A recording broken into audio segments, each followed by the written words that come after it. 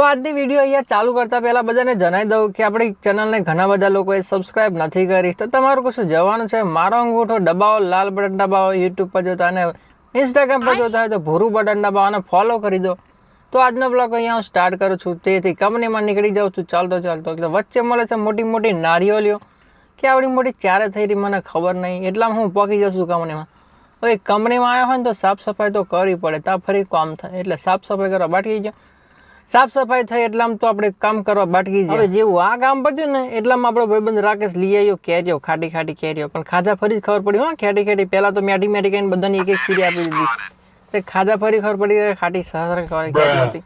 એટલે કેરીઓ ખાઈને અમે બેસી ગયા કામ કરવા. તો કામ તો કરવું પડે ને, કંપનીમાં એટલે ટાઈપિંગ કરવા બેસી ગયો. હવે ટેપિંગ કરતો એટલામાં તો ફોન આવે કે ઠંડુ મંગાવ્યું તમારે, તો ઠંડુ પીવા બેસી ગયા. હવે બીજાને પૈસા પીવાનું હોય ને ઠંડુ તો મસ્ત લાગે ને પોતાનું પૈસા નહીં. હવે એટલામાં તો પહોંચવા ગયા ને એટલે અમે નીકળી જાય ઘરે આવો વિક્રમ ઠાકોરના વાજ્યા.